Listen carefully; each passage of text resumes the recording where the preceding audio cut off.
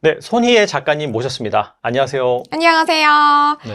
안녕하세요, 여러분. 경제 크리에이터 개념 있는 희애씨이자 30살 경제 공부의 저자 손희애입니다. 반갑습니다. 저희 채널이 사실 이런 분위기가 아닌데 너무 통통 튀는 분이 오셔가지고 분위기를 화사하게 만들어주고 계십니다. 자, 작가님과 함께 30살 경제 공부, 과연 우리가 어떻게 경제 공부를 하고 돈을 모아야 될지 하나하나 알아보는 시간을 갖도록 하겠는데요. 네. 근데 지금으로선 정말 상상할 수도 없는데 한때 기초생활 수급자였다고 하셨더라고요. 네. 어떻게 이렇게 경제적 어려움을 극복하고 재테크 전문가가 되셨는지 그 과정을 좀 말씀해 주시면 좋을 것 같아요. 네. 물론 이제 제가 어릴 때 힘든 환경으로 성장한 거는 사실입니다. 네. 네네. 제가 일찍이 아버지가 돌아가셔가지고 아이고, 네. 이제 엄마가 혼자 키우셨고 아무래도 뭐 모든 분들이 그러시겠지만 한부모 가정으로 이제 살아남는다는 게 힘들거든요. 그렇죠. 네. 그래서 이제 어렵사리 살아가면서 제가 항상 얘기해요. 저는 정말 아이러니하게도 반장을 늘 해왔는데 그 반장들이 게시판에 이렇게 우유값 미납자, 급식비 미납자 이런 명단을 붙이는데 그 명단 안에 아이러니하게도 내 이름이 늘 있었다. 그렇구나. 그런 얘기를 하거든요. 근데 네. 그런 걸로 이제 주눅이 드는 아이는 아니었고 오히려 반대로 근데 왜 우리 집은 항상 이렇게 돈이 없을까? 우리는 어떻게 하면 돈을 벌 수 있을까? 나는 언제쯤 이 돈이라는 거를 손에 좀 넣을 수 있을까? 이거를 좀 궁금해하는 아이로 자랐던 것 같아요. 네, 그래서 성인이 되면서부터 이 경제에 대해서 좀 관심이 많았었고, 그리고 제가 이직을 많이 했었는데, 이직을 많이 했던 업종 중에 하나가 바로 은행원으로 제가 근무를 했었거든요. 그냥 관심에서 이제 은행원이 되고 나서는 좀 전문적인 지식을 본격적으로 갖추게 되는 거잖아요. 그래서 경제 개념도 공부하고 또 이런 상품들 활용하면은 돈을 좀 더 쏠쏠하게 모을 수 있구나라는 거를 체득을 하면서 조금씩 돈을 모아가게 되었고요. 그러다 보니까 뭐 시드도 생기고 그리고 내 집 마련도 20살 이제 20대가 끝나기 전에 29살에 했거든요. 그래서 조금 더 빠른 속도로 할 수 있었던 것 같습니다. 확실히 정보력이 뭐 물론 시드도 모으는 것도 중요하지만 정보력이 진짜 중요한 것 같아요. 어떻게 본다면은 좀 불우했던 그런 과정 환경을 반면교사 삼아서 일찍이 이 돈에 대해서 관심이 생겼고 어떻게 하면 돈을 빨리 모을 수 있는지 또 고민, 연구, 자료 수집을 시작을 했고 네. 그런 것들이 지금의 작가님을 만들었다 이렇게 볼 수가 있겠네요. 맞습니다. 계속 저는 굴하지 않고 제가 채널에서도 일부러 제 환경을 이렇게 공개하고 말씀드렸던 것도 자칫하면 사람들이 그냥 절망하고 그래 나의 삶은 늘 이렇겠지라고 하고 어떤 변화를 꾀하지 않는 경우가 꽤 많거든요. 근데 저는 채널에서도 야 너도 할 수 있어 이게 약간 이런 느낌으로 저의 환경에 대해서 틈틈이 언급을 하고 우리 같이 방법을 찾아보자. 노력을 하면은 누구에게나 다 정도의 차이는 있을 수 있지만 변화는 있을 수 있다. 가능하다. 이 얘기를 항상 드리거든요. 그래서 계속해서 재테크 방법도 논하고 그리고 이번 책을 썼던 것처럼 경제 개념도 무엇보다도 알아야 된다. 이런 거를 계속해서 주장을 하고 있습니다. 네, 그런 노하우가 이 책에 잘 담겨져 있으니까 꼭 한번 사서 보시면 네네, 좋을 것 같다는 감사합니다. 생각이 들고 일단은 지금 워낙 시국이 좀 어렵잖아요. 그래서 오늘도 촬영일 당일날 보니까 원달러 환율이 1,460원을 넘어섰어요, 장중에. 네. 그러면서 뭐 제2의 IMF가 오는 것이 아니냐 상당히 좀 불안하기도 하고요. 출간하신 책에서도 보니까 이 금리의 중요성을 여러 번 강조하셨는데 지금 재테크를 하시는 분들에게 가장 좀 주의할 점이 있다면 무엇이 있을까요? 저는 일단은 금리의 원리를 한 번 더 우리가 돌아볼 수 있는 시간이 되었으면 좋겠다라고 말씀을 드리고 싶어요. 우리가 그냥 금리 내리면은 대출금리 싸지는 거, 금리 올라가면은 대출금리 비싸지는 거 이 정도로만 생각하시는 분들이 너무 많습니다. 네, 그런데 이 책에서도 자세하게 썼고 그리고 저도 늘 말씀을 하고 다니지만 금리를 빼놓고 우리가 경제를 논할 수 있는 게 아무것도 없거든요. 오히려 진행자님도 훨씬 잘 알고 계시겠지만 우리가 금리가 이게 뭐 이 숫자 하나 이 정도로 어찌 보면 치부당할 수 있지만 애기 숫자라는 게 절대 아니잖아요. 그렇죠. 네. 이거 하나가 만들어내는 결과가 얼마나 많아요. 우리가 금리가 올라가면은 또 길게 봤을 때는 일자리가 사라지는 그런 결과들을 만들어낼 때도 있단 말이죠. 그래서 우리가 이제 코로나가 끝나갈 때쯤에 금리가 마구마구 올라갔었잖아요. 그럼 인상기에서는 다들 힘들다 보니까 그럴 때는 일자리가 사라진다거나 혹은 우리의 월급이 삭감되는 그런 결과까지 만들어 만들어지는 경우들이 꽤 많았잖아요. 근데 반대로 지금은 또 인하기죠. 이런 상황에서는 우리가 물론 대출금리 내려갈 거라고 기대를 하긴 했습니다만 네. 안 내려가고 있기는 해요. 근데 우리가 금리를 내린 이유가 뭐예요? 결국은 경제가 너무 어려우니까 호황을 조금이라도 좀 불러 올려고 그런 결단을 내린 거잖아요. 그래서 저는 보통 강의 같은 거 나간다거나 좀 딥하게 얘기할 수 있는 영상들을 찍을 때는 금리가 내려갔을 때 뭐 고용에 미치는 영향, 부동산에 영향 미치는 영향, 그리고 우리가 흔히 하는 그런 상품들, 투자를 더 많이 하게 되는가, 저축을 더 많이 하게 되는가, 이런 영향들을 분야별로 하나씩 다 짚어보거든요. 근데 우리는 그냥 일상에서 그렇게 생각 안 하죠. 금리 내려갔네? 대출금리 내려가겠다. 금리 올라갔네? 그러면 우리 예적금 금리도 좀 올라가려나? 이 정도로 좀 너무 단편적으로 생각을 하다 보니까 왜 내려갔고 어떤 상황이고 얼마나 심각한 상황이어서 우리는 어떻게 해야 되는가에 대해서 좀 우리가 그냥 일반적인 투자자 입장에서 단편적으로 생각하지 말고 장기적으로 좀 봤으면 좋겠어요. 지금 금값이 어쨌든 뭐 약간 하향세를 찍을 때도 있고 하긴 하지만 전반적인 그림에서는 상향세를 계속 그리고 있잖아요. 그것도 역시나 금리랑 관련이 있단 말이죠. 보통 금리랑 금이 반대로 움직이기 때문에 금리가 내려가는 그림을 보이고 있기 때문에 금은 올라가는 그림을 계속해서 보여주고 있는 거죠. 특히나 지금 우리 정치적인 상황도 그렇고 뭐 여러모로 굉장히 불안하잖아요. 그렇죠. 맞아요. 네. 이럴 때는 금리가 내려간 것과 더불어 사람들의 심리도 너무 불안해. 아까 말씀하셨던 것처럼 우리 진짜 IMF 사태, 제2의 IMF 사태 또 터지는 거 아니야? 다들 너무 불안하다 보니까 현금 자산을 쥐고 있는 것보다는 더 안전 자산으로 취급되는 금 같은 것들에 더 돈이 몰리게 되는 거죠. 네. 그래서 거기가 몰린다더라, 그게 돈이 된다더라, 요거만 생각하지 말고 왜, why 이거를 우리가 좀 계속 생각한다면 재테크에 성공할 확률을 높이는 것뿐만 아니라 장기적으로 봤을 때 우리에게도 분명히 도움이 된다. 요거를 좀 말씀드리고 싶었습니다.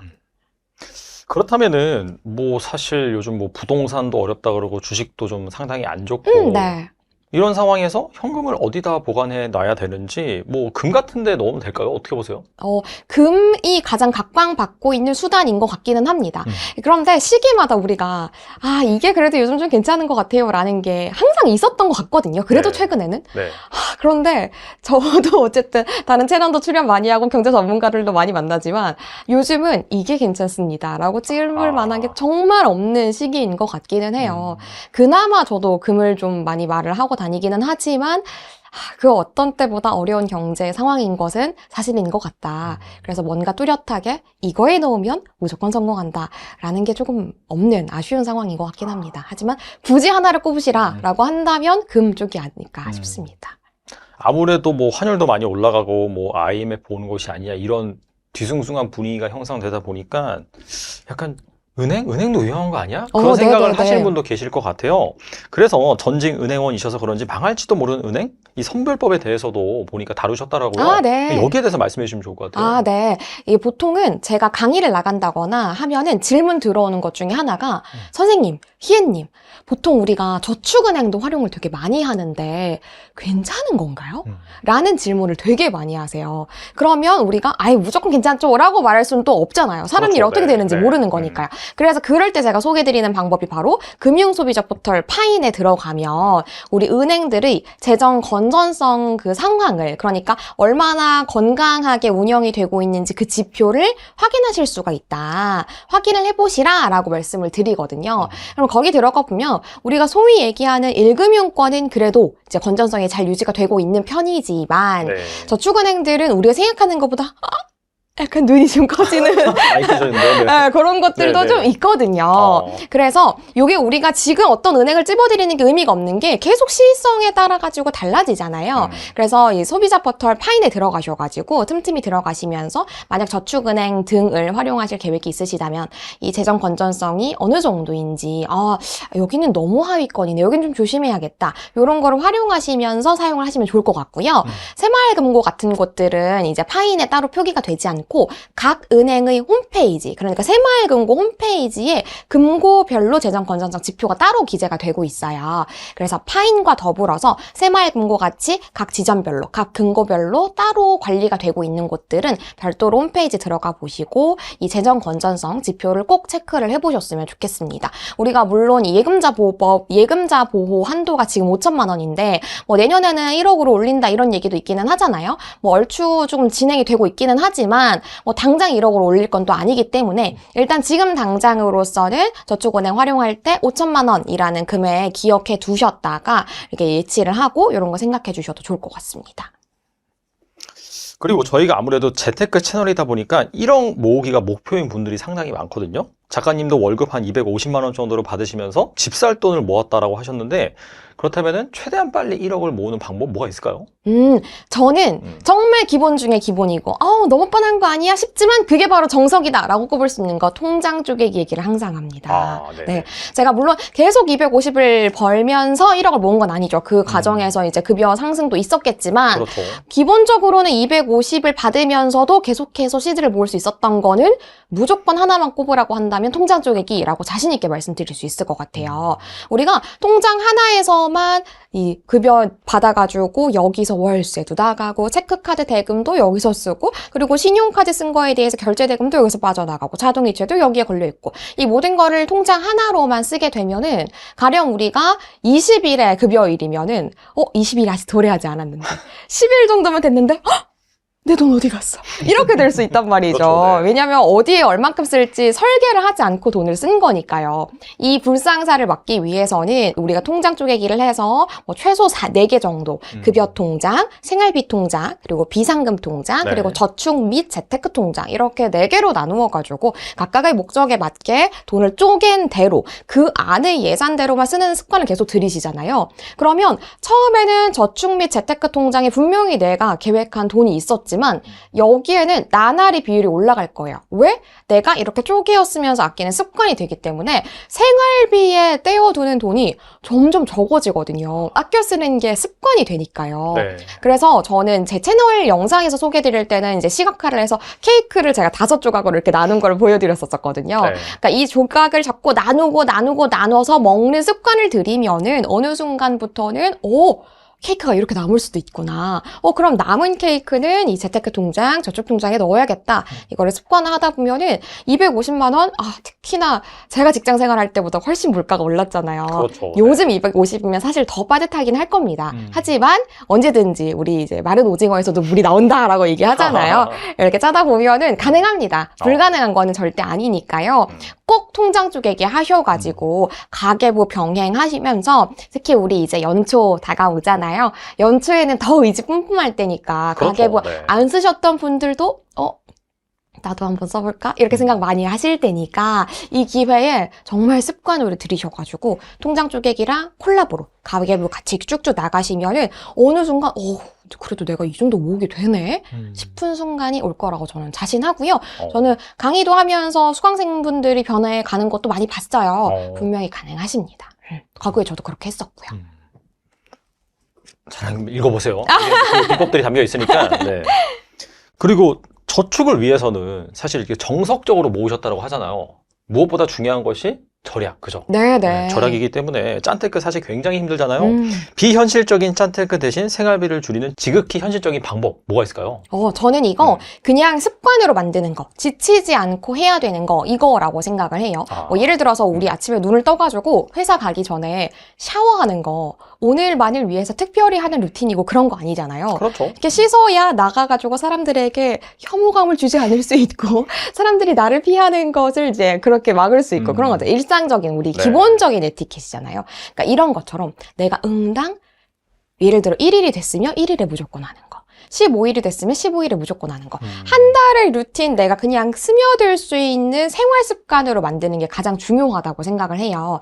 그래서 저는 이렇게 한 달 달력을 1일부터 31일 되어 있는 달력을 보고 예를 들어서 매달 1일에는 신용점수 조회하기.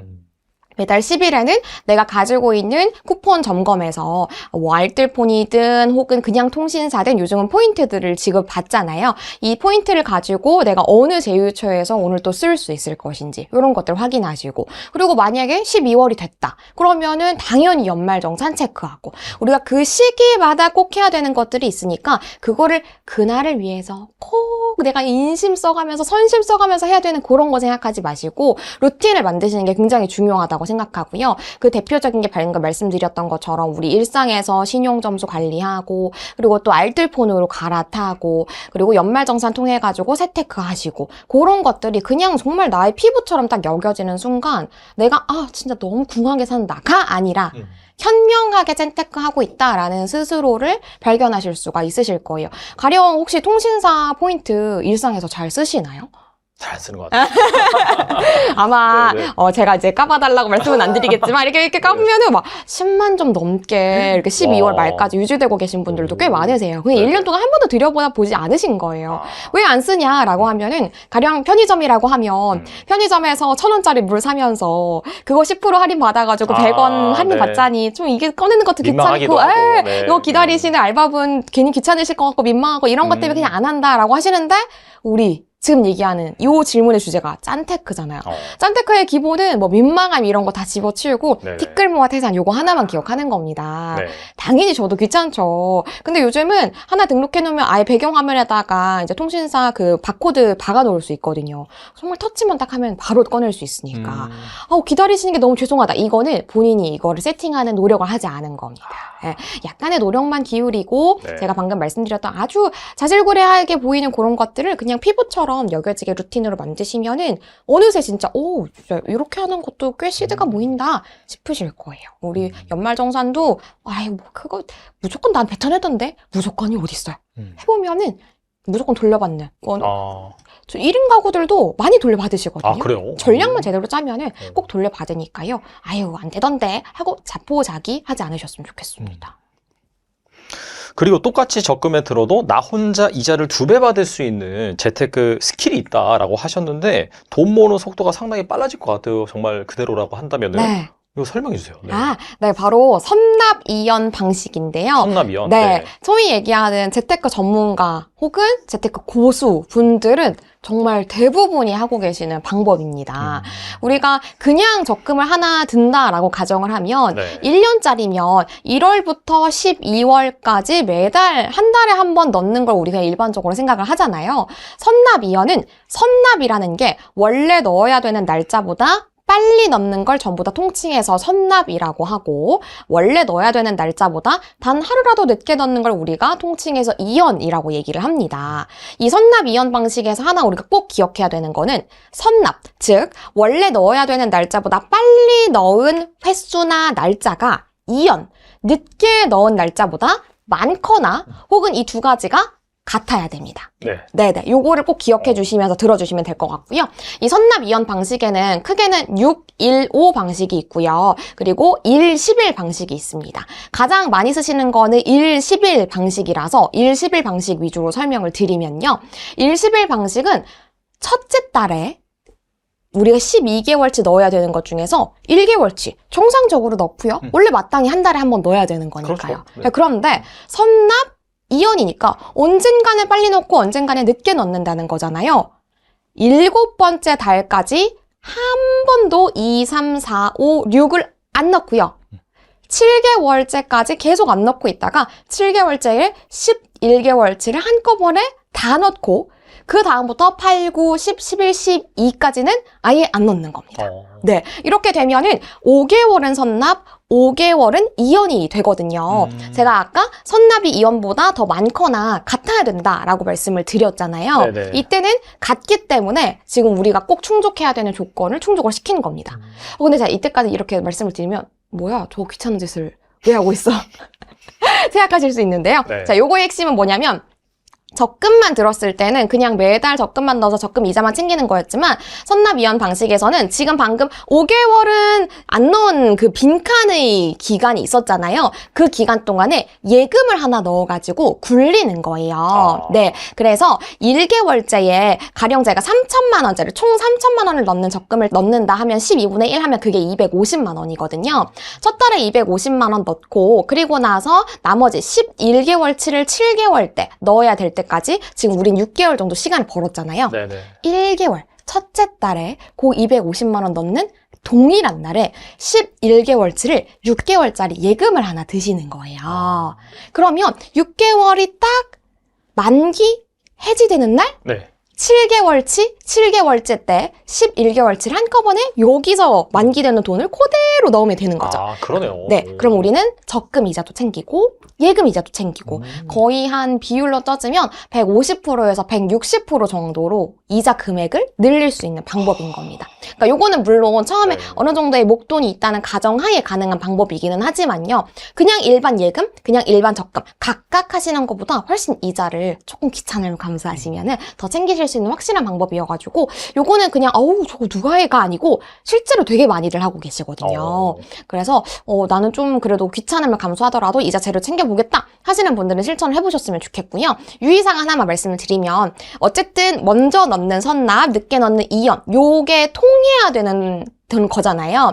일부 상품에서는 아예 약관에다가 선납 이연을 아예 허하지 않는다고 박아놓는 상품들도 있어요. 네, 그래서 상품 설명서 보시면 그 내용들을 확인하실 수 있으니까 체크해보시고 실천해보시면 될 것 같습니다. 잘 알아보고 해야겠네요. 맞아요. 그리고 1억을 모은 사람은 무조건 만들었다는 통장이 있다고 알고 있는데 그게 무엇인가요? 바로 네. 비상금 통장입니다. 비상금 통장. 네네네. 그러니까 우리가 네. 보통 1년 내내 네. 많이들 하는 말이 있어요. 네. 이번 달엔 돈이 진짜 없어. 근데 그 돈이 없는 게 항상 없어, 항상. 과연 그 달만인가? 그러니까 항상 없어. 그러니까 우리는 항상 없는 네. 건데 네. 그냥 체감상 이번 달은 진짜 빠듯해. 지금이 너무 빠듯해. 이렇게 생각을 하잖아요. 맞아요. 네. 근데 갑자기 우리가 빠듯해지는 이유가 있어요. 예상치 못한 돈을 쓰기 때문에. 물론 우리가 갑자기 너무 기분이 안 좋아서 이게 시발 비용, 갑자기 내가 이거 너무 욕한 거 아닙니다. 진정하세요, 진정하세요. 네네네. 아시죠? 네네네. 그런 걸 쓰는 거는 논 외고 갑자기 갑자기 주위에서 결혼을 많이 해요. 네. 뭐 축의금 확 빠져나간다거나 네.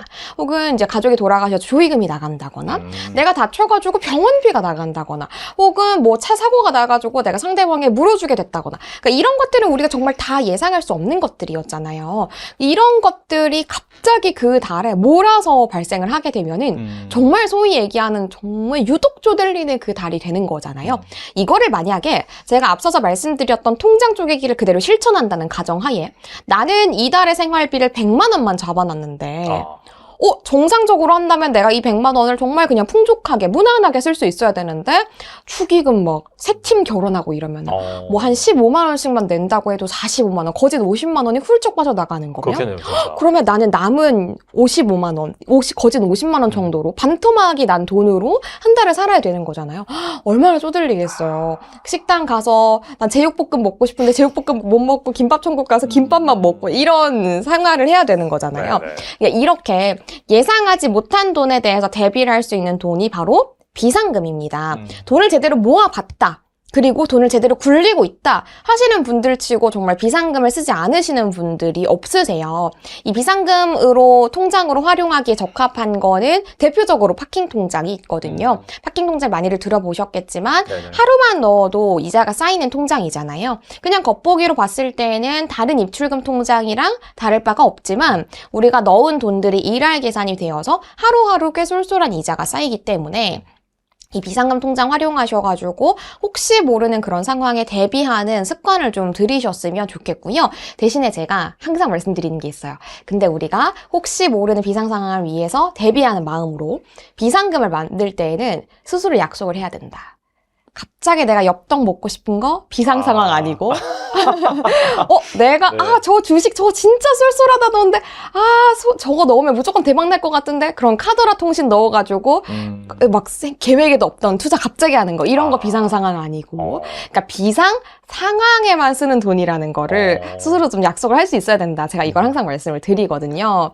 그리고 제가 방금 파킹 통장 활용하시면 좋다고 말씀을 드렸잖아요. 네네. 요즘 좀 괜찮아 보이는 파킹 통장 몇 가지를 좀 조사를 해와봤어요. 살펴봤어요.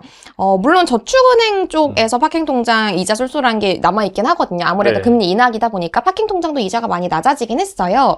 근데 OK저축은행에서는 짠테크 통장이라는 파킹통장이 여전히 좀 고이자를 유지하고 있는데요. 7%입니다. 7%? 네, 와, 진짜 파킹통장인데 높네요. 7%. 꽤 높고 다만 이게 제한 금액이 50만 원으로 막혀 있기는 한데 아. 그래도 7%면은 꽤 쏠쏠한 거죠.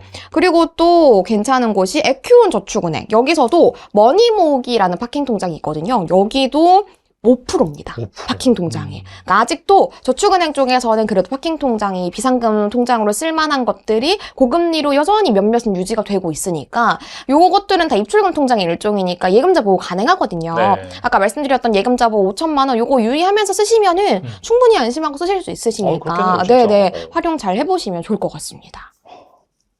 방금도 이제 고금리 통장 말씀해 주셨는데 운영하시는 채널에서 항상 구독자분들을 위해서 최신 고금리 통장을 추천해 주시잖아요. 네. 현 시점에서 주목할 만한 예적금 상품을 소개해 주신다면요?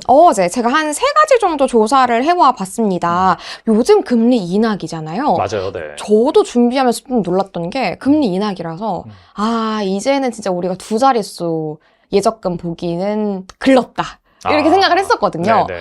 근데 조사하는데 여전히 2자릿수의 예적금이 남아있는 거예요. 그래요? 네네. 오. 3가지 정도만 말씀을 드려보면요. 네. 일단 전북은행의 JB 슈퍼시드라는 적금 상품 13.3%입니다. 13.3%. 꽤 쏠쏠하죠. 오. 적금 금리가요. 그러네요, 진짜. 너무 쏠쏠하죠. 네네네. 그러니까 물론 뭐 적금 우대 금리를 받기 위해서 요즘은 대부분 그렇잖아요. 미션 수행해야 되는 것들이 있어요. 뭐 얼마 이상 써야 되고 뭐 우리 자동이체 몇 건 수행해야 되고 이런 것들을 그냥 차치하고 최고 금리만 일단 말씀드려 보면은 13.3%고요. 그리고 웰컴 저축은행에서도 웰빙 라이킷이라는 적금이 있는데 요것도 14%입니다. 꽤 쏠쏠하고. 그리고 마지막으로 KB국민은행의 KB 스타 퀴즈왕이라는 적금도 10%입니다.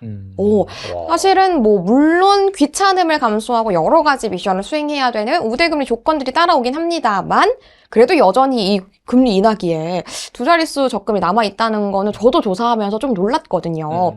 근데 다만 유의해야 될 거는 방금 제가 거듭해서 언급했다시피 고금리 적금을 우리가 좀 잡으려면 수행해야 되는 미션들이 늘 따라오기 마련이니까 나는 이런 거 못하겠더라. 해보니까 결국은 나는 우대금리 조건 실패해서 기본금리만 받게 되더라 라고 하시는 분들이라면 차라리 우대금리 조건이 있는 상품들 말고 그냥 기본금리가 무난한 상품 처음부터 가입을 하셔가지고 그런 금리 챙기시는 게 나을 것 같아요. 이런 정보는 은행연합회 홈페이지 들어가시면은 네. 은행 공시로 이렇게 금리 순으로 쭉 적금이 정리되어 있거든요. 그 홈페이지 즐겨찾기 해두셨다가 틈틈이 들어가서 보시면은 확실히 요 고금리 아예 그 시의성 있는 상품 아니고서는 무난한 거 찾으시기에는 충분히 요 상품 그 홈페이지 하나로 해결이 되실 겁니다.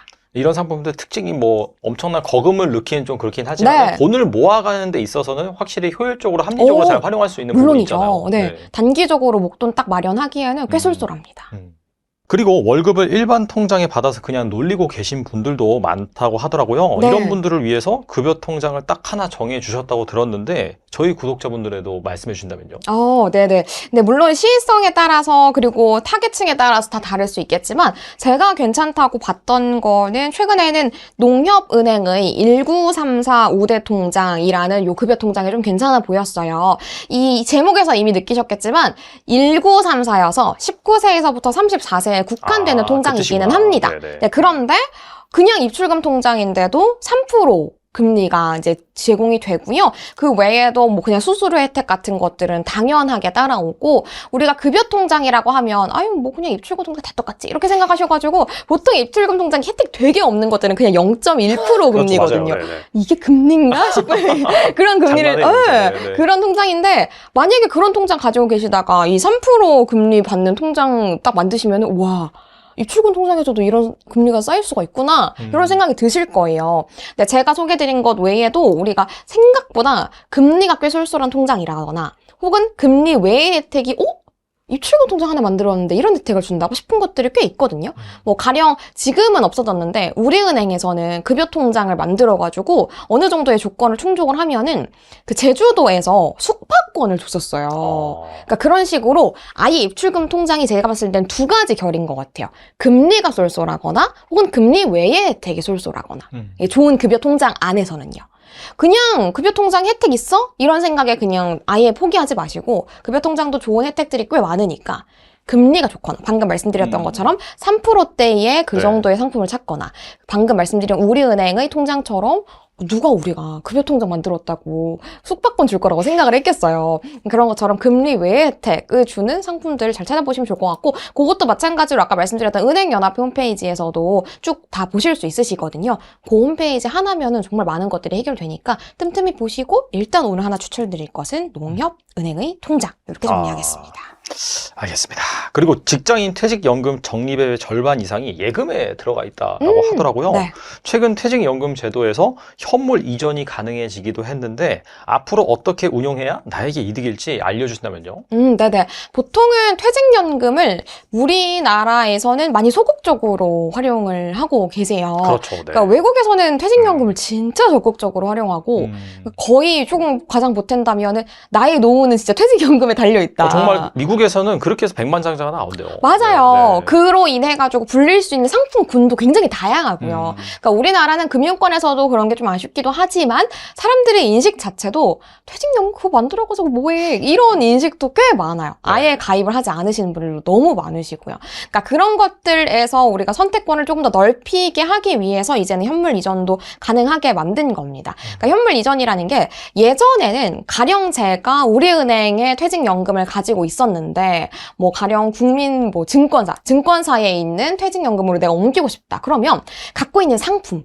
이 모든 것들을 그냥 현금화 그러니까 갖고 있는 상품 다 팔아야 다른 증권사든 혹은 그냥 똑같이 은행권으로 옮기든 이게 가능했어요. 근데 이제는 상품을 가지고 그대로 옮길 수 있게 해준 게 현물 이전. 인 거잖아요. 네. 그래서 앞으로는 이제 일단 갖고 계시는 분들 위주로 먼저 말씀을 드리면 내가 퇴직연금을 갖고 있었다고 하더라도 다른 금융사로 옮기는 거에 대해서 너무 두려워하지 마시고 수수료 깎아준다는 곳 혹은 최근에 기사 같은 것들 보니까 수익률 잘 나온다고 하는 곳들 그런 것들로 옮기는 거 결코 두려워하지 않으셨으면 좋겠어요. 뭐 예를 들어서 뭐 학부모님들 얘기 들어보면은 더 잘 가르친다는 학원으로 아이 냉큼 옮겨주시잖아요. 네네. 왜냐면 더 잘 가르치니까. 그러니까. 네. 우리가 같은 돈 들이는데 좀 성적 더 잘 나오게 해주시는 선생님한테 아이 맡기고 싶지. 지지부진한 선생님한테 누가 맡기고 싶어요. 그렇죠. 아무도 그런 사람 없잖아요. 금융사도 마찬가지예요. 특히 퇴직연금에서 이제 현물 이전이 가능해졌다 보니까 특히 지금 현물 이전 시행된 지가 몇 달이 안 됐잖아요. 그래서 아직은 이벤트가 좀 짱짱한 편입니다. 뭐 수수료 아예 감면을 해준다거나 뭐 얹어주는 것들 그런 것들이 좀 있다 보니까 갖고 계신 분들은 현물 이전 한 번씩 고려해 보셔도 좋을 것 같고요. 그리고 무조건 은행, 무조건 증권사도 고집하지 않으셨으면 좋겠어요. 이게 시의성에 따라서 뭐 최근에는 이제 은행에서 수익 잘 나오던 분위기가 증권사나 뭐 혹은 그런 쪽으로 많이 옮겨갔다라는 기사화가 많이 되고 있더라고요. 그러니까 퇴직연금이 수익화도 결국은 그 금융사들이 고객 유치를 위해서 정말 막 피 터지게 노력하고 있는 분야여가지고 네네. 최근에 수익률 잘 내고 있는 곳 어디인가 요거는 당연 누가 떠먹여주는 게 아니라 내가 기사를 통해서 잘 체크를 해야 되겠죠. 그런 것들 확인하면서 옮기시는 습관을 좀 많이 들이시면 좋을 것 같고요. 그리고 퇴직연금을 가입하지 않은 분들에게도 좀 말씀을 드리고 싶은데 우리 좀 전에 말씀드렸던 것처럼 우리나라가 진짜 퇴직연금 활용을 너무너무 소극적으로 하고 계시잖아요. 보통 이 연금에서 우리가 3층 구조라고 얘기를 하죠. 이 부분에서 이제 가장 꼭대기에 있는 가장 좁은 게 우리가 개인들이 활용하는 거, 이 IRP 같은 그리고 연금저축 같은 요런 개인들이 넣어야 되는 그런 노후 대비 상품들을 얘기를 합니다. 우리가 그런 것들을 하지 않으면 결국은 내 믿을 거는 나밖에 없다고. 이제 노후에 믿을 거는 내가 쏟아부었던 그런 돈들만이 내가 믿을 수 있는 부분이기 때문에 퇴직연금이랑 이제 연금저축 잘 활용하시고 대비를 하셨으면 좋겠는데요. 연금저축이랑 IRP, 그러니까 퇴직연금 이 두 가지가 좀 헷갈린다 하시는 분들이 계셔가지고 우리가 시간 관계에서 너무 딥하게 갈 수는 없겠지만 IRP, 즉 퇴직연금은 좀 보수적인 우리가 그러니까 원금 보장이 되는 상품들의 비율이 조금 연금저축에 비해서는 많은 편인 것 같고요. 네네. 그리고 연금저축에서는 가자 하시는 분들 약간 좀 공격적으로 하시는 네네네. 분들을 위한 상품들이 좀 많다. 이렇게 생각하시면 될 것 같습니다. 물론 깊이 들어가면 더 한도 끝도 없겠지만 이 두 가지 다 하나의 바구니라고 생각을 하시고 이 바구니 안에 어떤 상품들을 담느냐, 어떤 EPF를 담고 어떤 예금을 담고 이거에 따라서 달라지는 거지. 연금 저축 가입했다고 해서 내 인생 달라지고 퇴직연금 가입했다고 해서 그 가입한 행위 자체로 내 인생이 달라지는 거는 아니니까요. 하나의 바구니들을 일단 잘 뚫으셔가지고 둘 다 뚫으셔도 상관없고요. 네. 뚫으셔가지고 이 안에 하나하나 마치 우리 다람쥐들 여기에 먹이 채우듯이 네. 예, 이렇게 먹이 채워가면서 노후에 이제 까먹을 생각하시면서 그렇게 좀 준비를 잘 하셨으면 좋겠습니다. 올해 청약 제도가 바뀌면서 기존 청약을 해지할지 유지한다면 얼마나 앞으로 넣을지 고민하신 분들도 많잖아요. 이런 분들을 위해 조언을 해주신다면요? 일단은 저는 물론 개인들의 선택이기는 합니다만 청약 통장을 깨는 거는 무조건 신중하셔야 된다. 아, 그래요? 라는 말씀을 드리고 싶습니다. 네. 간혹 착각하시는 분들이 가령 내가 10년 동안 기간을 유지하고 있다가 해지를 했어요. 해지를 했는데 아유 두세 달 정도 고민을 해보니까 그냥 다시 만드는 게 낫겠다. 이러면서 다시 만들면 네. 그 전에 내가 10년 부었던 게 이게 이어진다고 생각하시는 분들이 계세요. 아, 그러니까 가령 내가 10년이라는 가입 기간을 인정받았더라면 원래 유지하고 있을 때 인정받았더라면 해지하고 다시 가입을 했더라도 어쨌든 손희애라는 사람이 다시 만든 거잖아요. 그렇죠. 그러니까 네. 제 이름 앞으로 본인 각자의 명의 앞으로 그 기간과 그 조건들이 그대로 이어지는 거라고 생각하시는 경우들이 계시거든요. 아닙니다. 아, 그냥 리셋이 되는 거죠. 제가 청약통장 해지를 좀 정말 유의하셔야 된다고 말씀드리는 건 이 부분이에요. 모든 것이 다 0으로 돌아가는 거니까요. 만약에 금액, 기간 이런 것들은 그래도 우리가 좀 노력하면 어쨌든 횟수 같은 거를 좀 빨리 채울 수도 있고 하는 그런 방법들이 있지만 기간은 우리가 무슨 도루마무 해가지고 시간을 뭐 어떻게 할 수 있는 것도 아닌데 네네네. 어머 안 되잖아요. 네. 우리가 가장 그래도 꽁을 얻을 수 있는 가산점 분야가 기간인 건데 이 기간을 그냥 호로록 날리기에는 너무 아깝습니다. 아, 특히 40대 이후의 분들이 만약 청약통장을 해지하신다면 네. 그 기간이 상당히 오래 축적이 되셨을 텐데 아, 저는 좀 아깝다라는 생각이 들고요. 그리고 해지를 하시기 전에 해지를 하시더라도 어쨌든 본인의 선택이니까 해지를 하실 수는 있겠지만 해지를 하시더라도 청약을 좀 넣어보시고 해지를 하셨으면 좋겠어요. 아예 청약 신청을 해보지도 않고 요즘 뭐로 또 청약이라는 말 이제 다 정말 옛날 말이라더라. 요즘 다들 당첨 안 된다더라.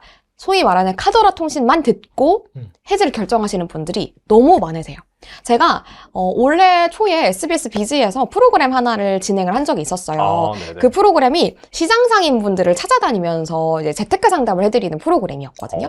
거기서 제가 진짜 턱이 빠질 뻔한 적이 있었던 게 네. 너무 놀란 게 뭐 거의 우리 엄마 아빠 정도 연배이신 분이었어요. 20년 넘게 청약 통장을 넣으셨는데 청약을 한 번도 넣어본 적이 없으시대요. 그러니까 진짜요? 통장에 돈은 불입을 하셨는데 그래요? 청약 신청은 해보신 적이 없으신 거예요. 야. 왜 그러셨어요? 라고 하니까 일단 뭐 저축만 열심히 하면은 뭐 어떻게 되는 줄 알았어요. 어떻게든 되는 줄 알았어요. 이렇게 생각하셨다는 거예요.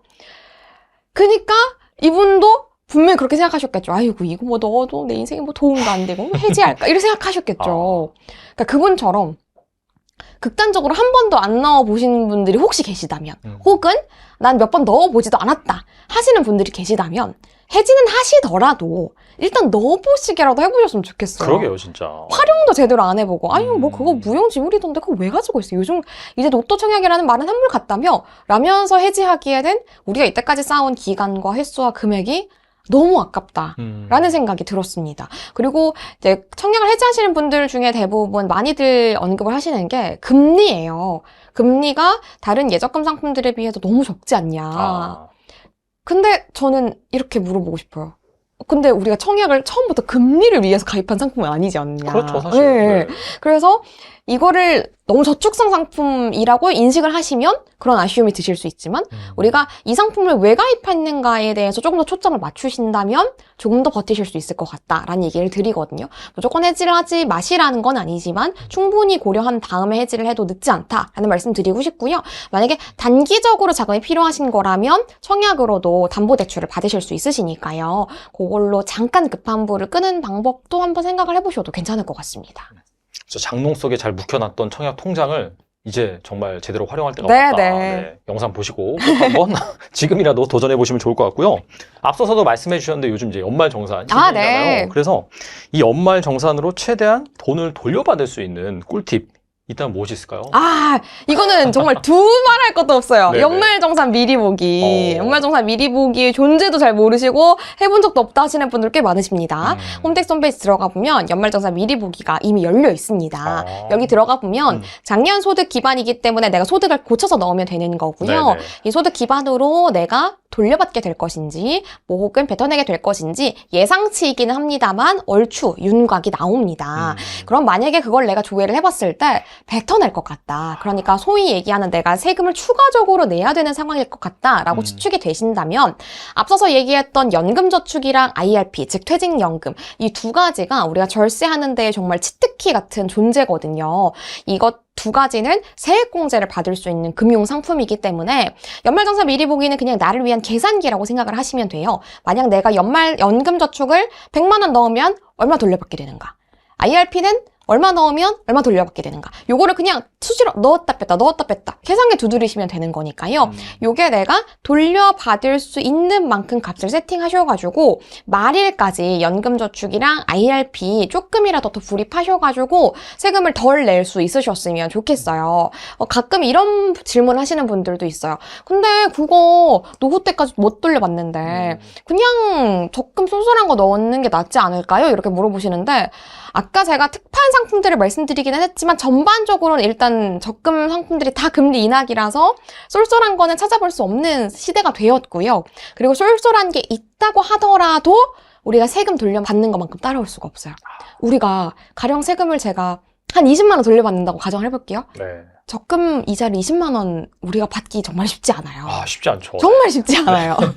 그렇게 단순하게 비교를 하시면 안 됩니다. 그리고 연금저축이랑 IRP 지금 돈 넣는 거 아까울 수 있지만 어디 날아가는 거 아니잖아요. 노후에 그렇죠. 내가 다 네. 받을 수 있는 겁니다. 그러니까 세액공제 받을 수 있기 위해서 연말정산 미리 보기 꼭 챙겨보셨으면 좋겠습니다.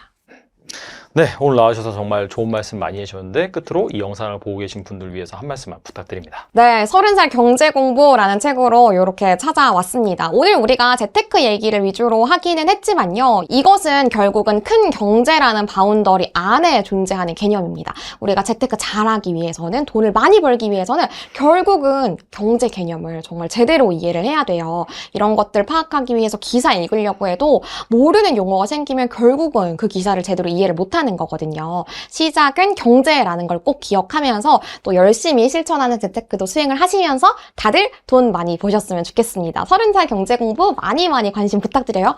30살만 보는 책 아닙니다.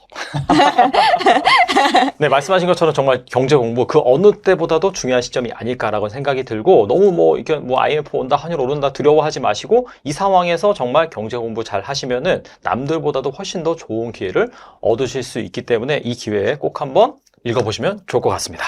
네, 지금까지 손희애 작가님 나와주셔서 감사합니다. 감사합니다.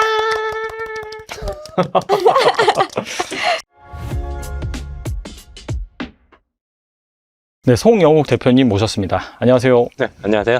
네, 대표님과 함께 2025년 어떻게 우리가 또 재테크, 노후 준비를 해야 되는지 알아볼 텐데 최근에 이 근로자 1000명을 대상으로 한 조사에서 응답자의 82%가 현재 노후 준비 상황이 부족하다라고 네. 답변했는데 그 중에서는 무려 월 소득이 한 900만 원 정도 네. 되는 분도 있다라고 하더라고요.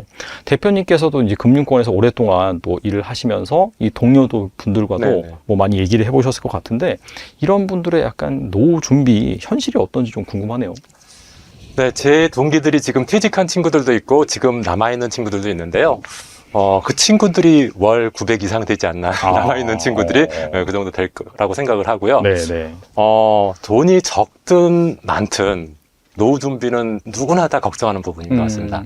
일반적으로 제 그 금융권에 있는 동기들이나 아는 사람들은 자녀들이 대학 졸업할 때까지는 항상 걱정하는 것 같아요. 근데 일반적인 금융기관들은 대학 학자금까지 지원해 주는 경우가 많거든요. 그러니까 애들이 대학 졸업할 때까지는 내가 여기서 꼭 붙어 있어야 된다 이런 생각을 갖고 있는 친구들이 많이 있는데 네. 정년 때까지 대학 졸업 못하는 자녀를 둔 사람들도 많이 있거든요. 그러니까 조금 결혼을 늦게 하거나 자녀를 늦게 낳는 경우에는 정년이 되도록 자녀가 고등학생이거나 대학생 아직 재학 중인 친구들. 요즘 특히 더 심해지고 있죠. 그렇죠. 늦게 결혼하다 보니까. 그런 상황에서 만약에 퇴직을 하게 되면은 이제 급여가 거의 한 5분의 1 토막 되거든요.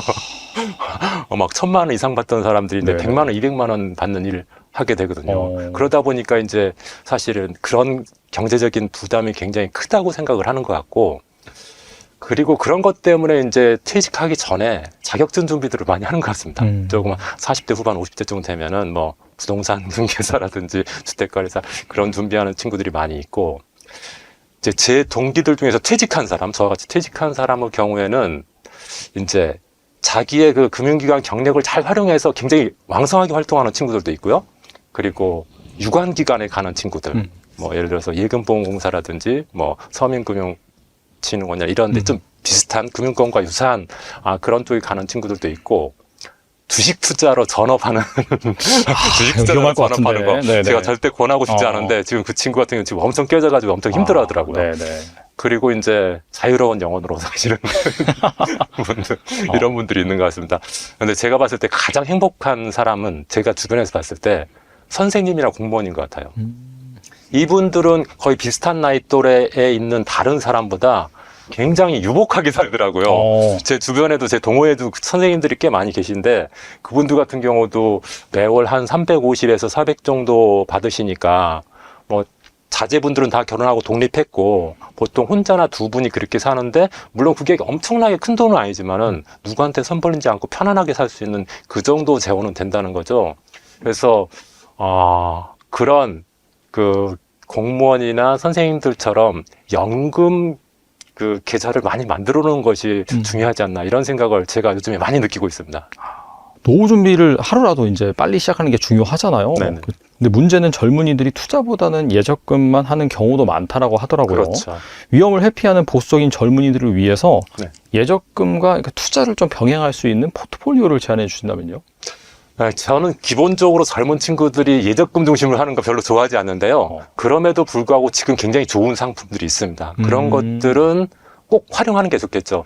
가장 좋은 방법들은 저축형 상품하고 절세 상품으로 조합을 하는 거거든요. 저축형 상품의 대표적인 게 적금이잖아요. 네. 근데 적금 중에서 국가에서 일정한 혜택을 주는 적금들이 있습니다. 첫 번째가 청년주택드림 통장, 일반적으로 청약통장이라고 하는데 34세 이하, 만 34세 이하의 청년들에게는 혜택이 되게 크거든요. 금리도 1.7% 더 주고요. 그다음 파격적인 대출 지원도 해줍니다. 그리고 청년 도약계좌 같은 경우도 정부에서 일정 금액, 뭐 최고 월 33,000원씩 돈을 더 주거든요. 그러니까 이런 통장도 있고, 그 다음에 ISA 비과세 통장이죠. 비과세 통장이니까 금융소득에 대해서 비과세니까 다른 상품보다는 좋겠죠. 그리고 절세 상품으로 또 대표적인 게 IRP하고 연금저축이잖아요.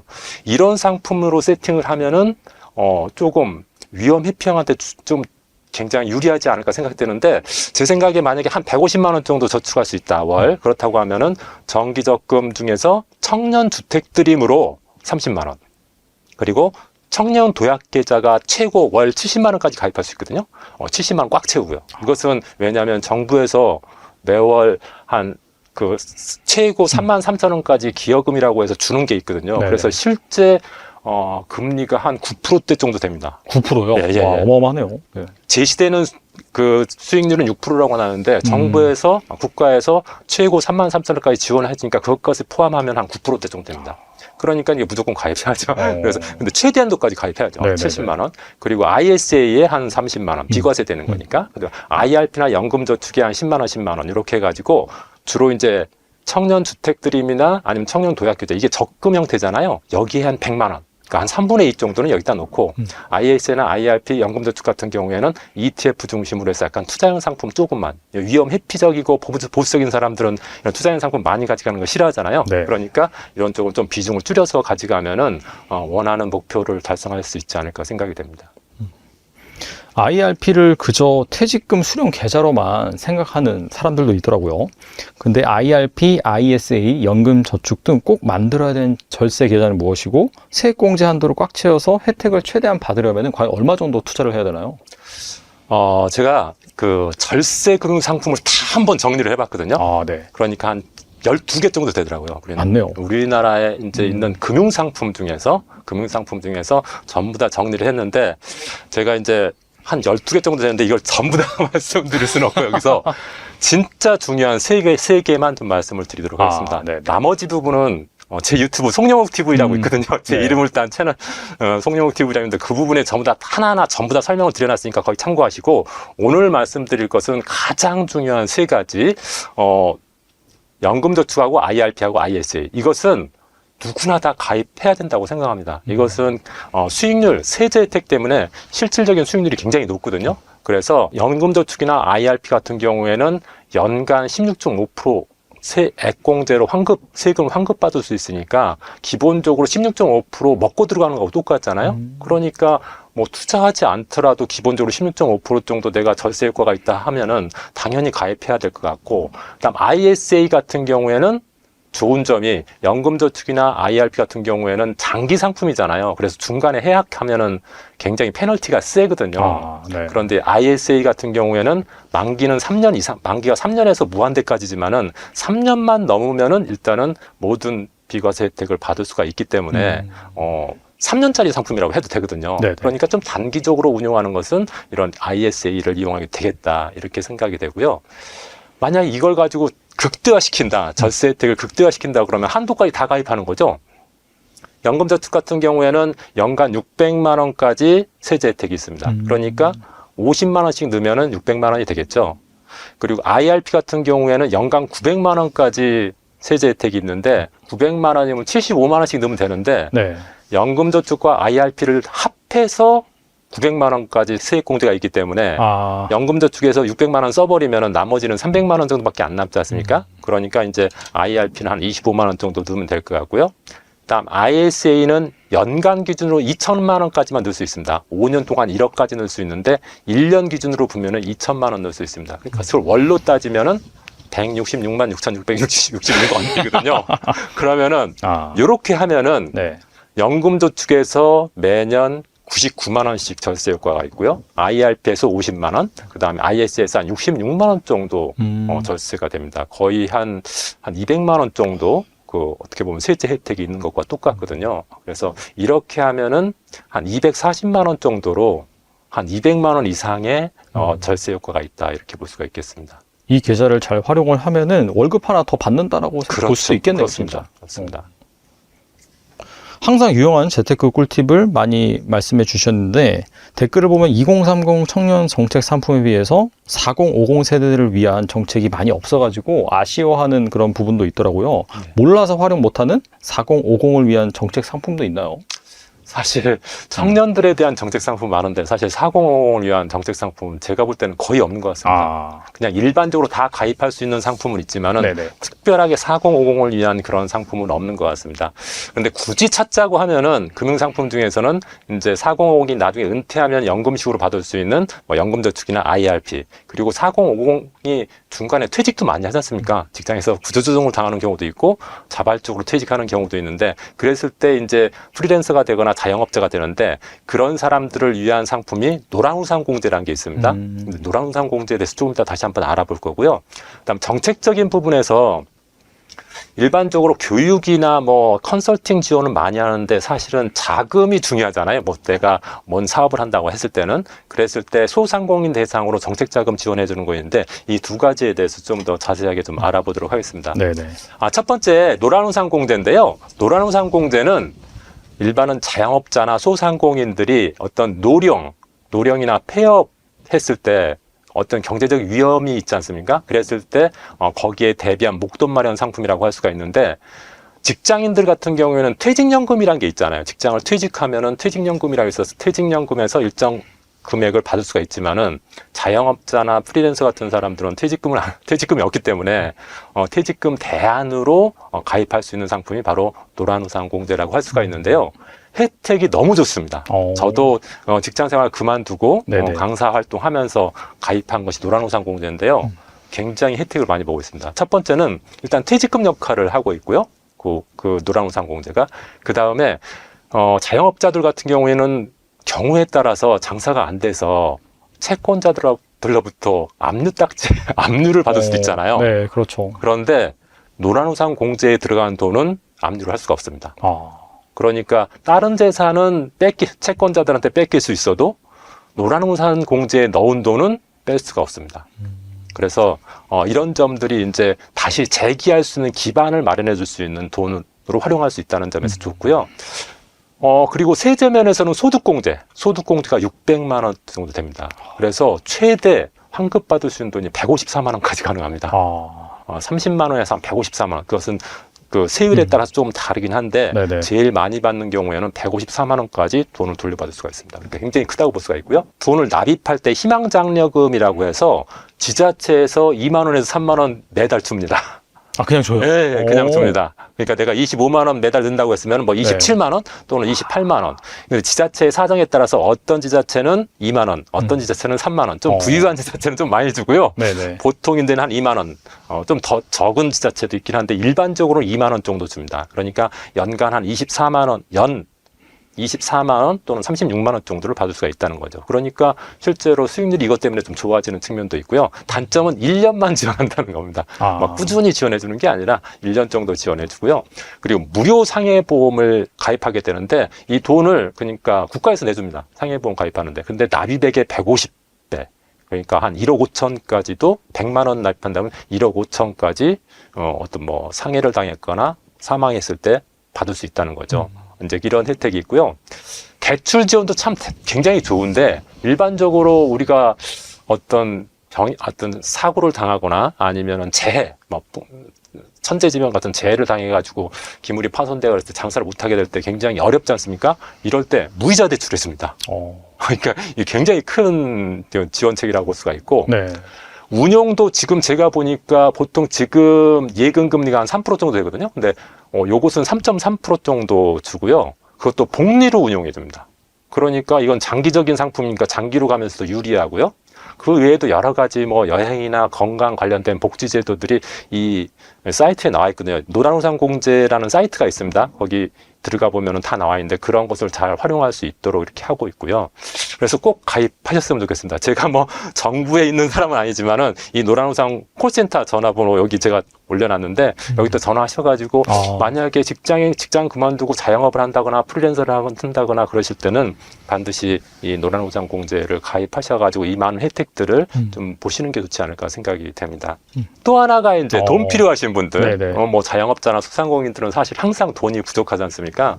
그런데 사실은 은행이나 이런 데 가서 내가 돈 빌려달라고 하면 돈 빌려주냐고요. 안 빌려주죠. 그렇죠. 네. 뭐 담보가 없는 한 안 빌려줄 텐데, 정부에서, 그러니까 국가에서 그 5인 미만의 소상공인한테 정책적으로 지원하는 대출이 있습니다. 금리는 한 2%에서 4% 아주 저렴하고요. 매 분기 초에 1분기는 1월 초, 그다음에 2분기는 4월 초에 이 접수를 받아가지고 대출을 실행하는데 금년에 나온 이 소상공인 정책자금 대출이 한 3조 7천억 정도 되더라고요. 이제 요게 이제 분기마다 나오는데 모르면은 못 쓰겠죠. 근데 대상이 된다고 하면은 반드시 받는 게 좋겠죠.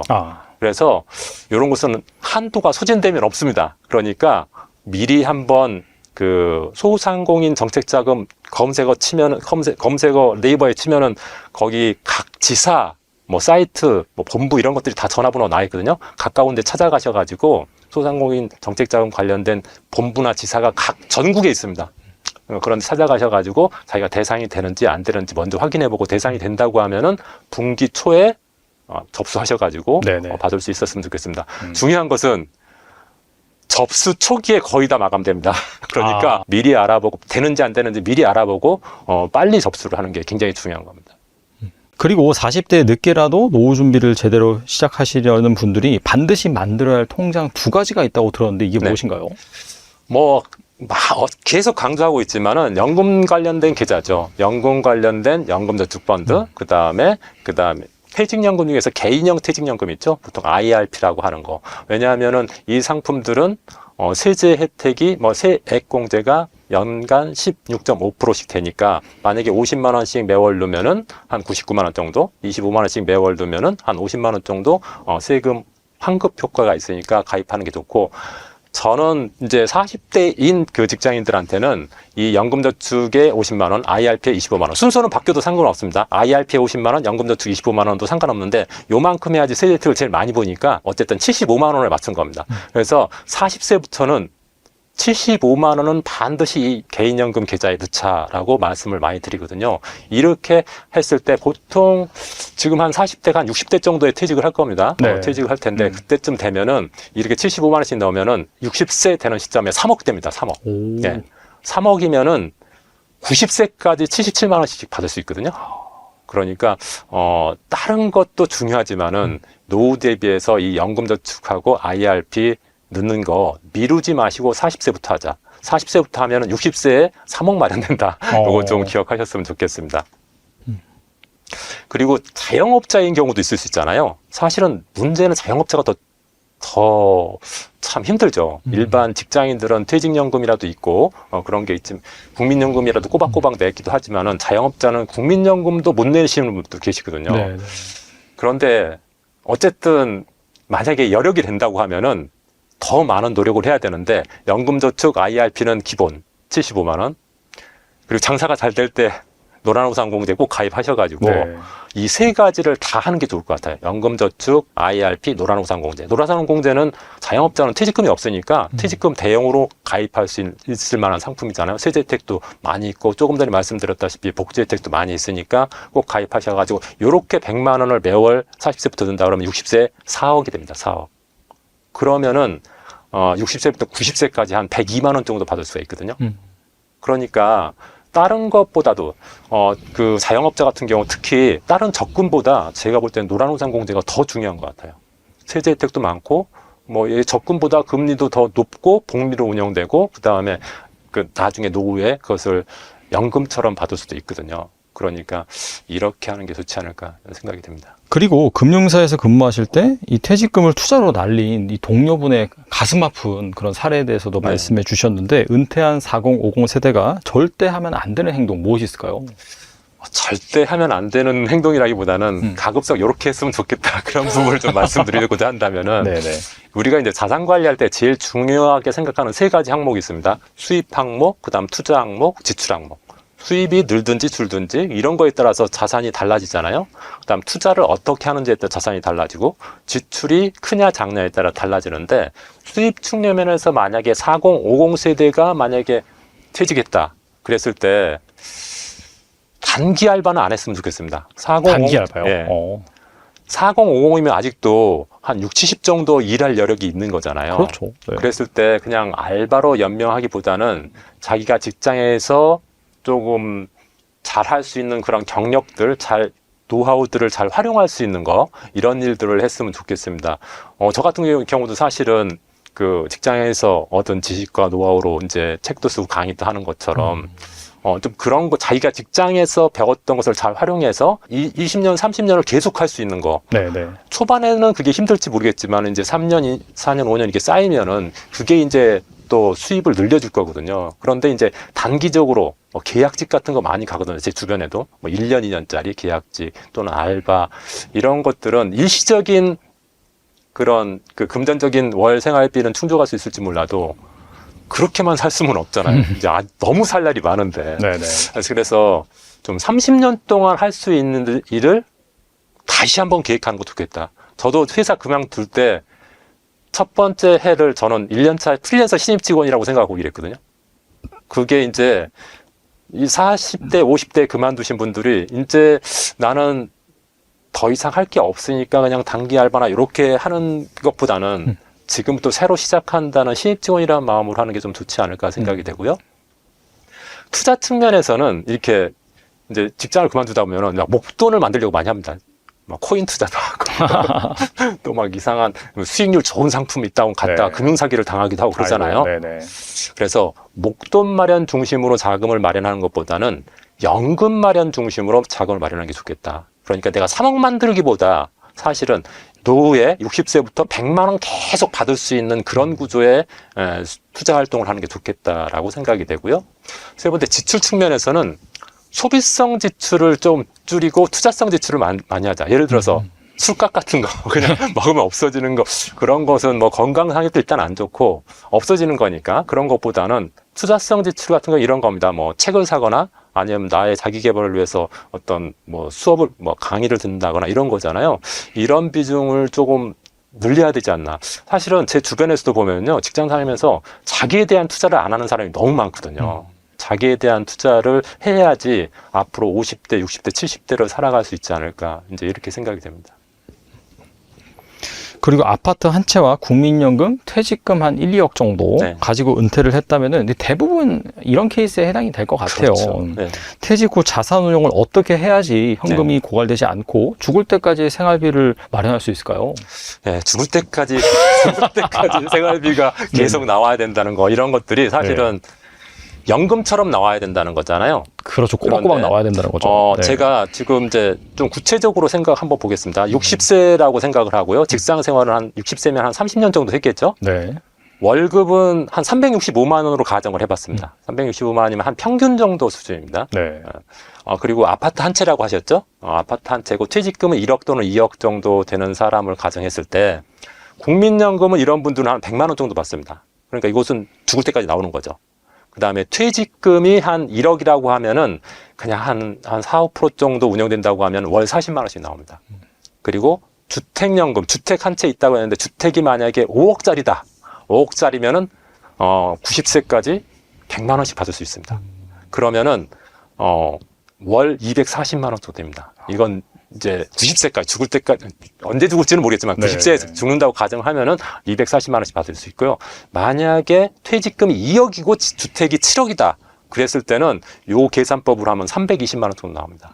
그러니까 요 정도 수준에 있는 사람들은 좀 계실 것 같아요.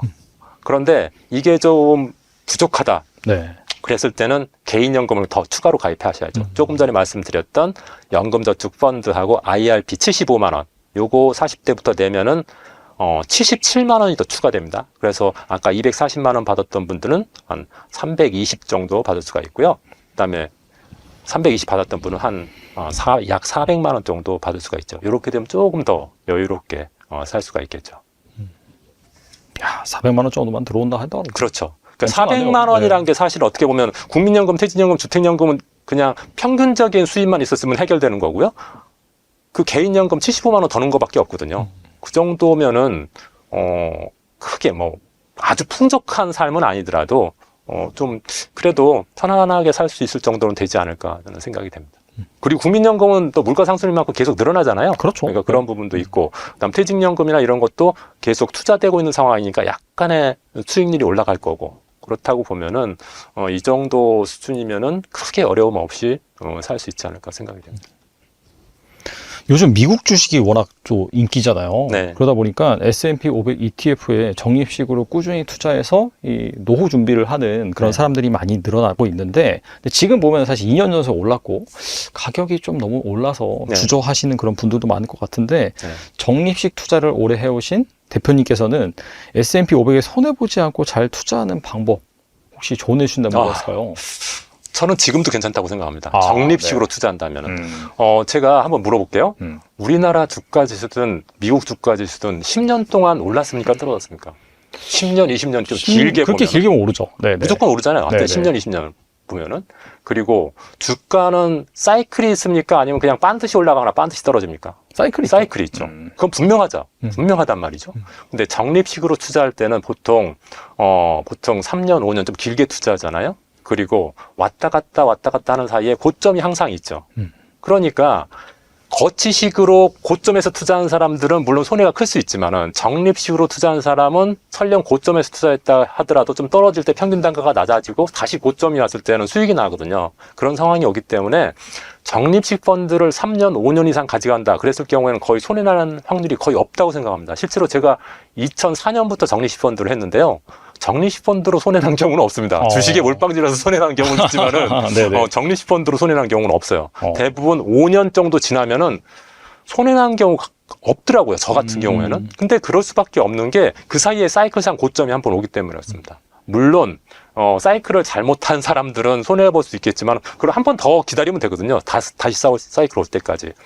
그래서 중요한 것은 적립식 펀드를 언제 시작하느냐가 중요한 게 아니라 시작은 언제 해도 상관없고 환매, 매도를 언제 하느냐가 중요하고 그러기 위해서는 세 가지가 중요하다고 생각되는데 첫 번째가 이제 상품을 선정하는 거. 예를 들어서 뭐 저 같은 경우에는 이제 미국 같은 경우는 S&P 500 ETF, 그다음에 우리나라 같은 경우에는 예를 들어서 뭐 코스피 200 이런 종목을 좀 많이 선호하는 편인데 이런 그냥 우리가 그냥 누가 해도 크게 위험하지 않은 그런 지수를 선정하는 것도 괜찮은 것 같고요.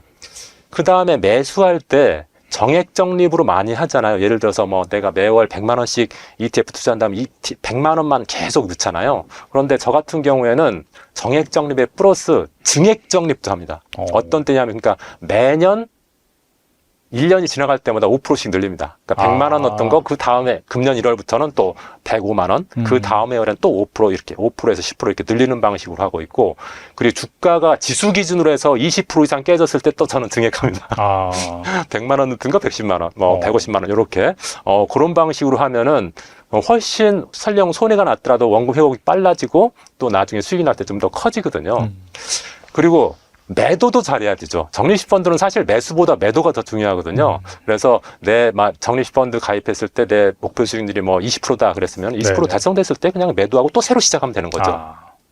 그리고 하락 추세로 반전됐을 때 예를 들어서 뭐 하락 추세 반전은 주로 저는 이제 기술적 지표로 많이 보거든요. 이동평균선이나 아니나 여러 가지 이제 추세 반전을 보여주는 신호들 있잖아요. 그런 거 나왔을 때 보는데, 최근에도 저는 이제 그 미국 S&P 500 20% 수익 나서 환매했었거든요. 환매하고 이제 또 다시 시작하는데, 이런 자기만의 매도 기준을 정하고 거기에 따라서 하면은 절대 실패하지 않는다. 저는 이렇게 생각을 합니다. 그러니까 막무가내로 그냥 누가 좋다니까 넣고 또 내가 돈 필요하니까 빼고 이러니까 손해를 보는 거지, 자기의 상품 선정 기준, 매수 방법, 환매 기준을 정하고 적립식 펀드를 접하면은 절대 손해보는 일은 없다. 저는 이렇게 생각합니다.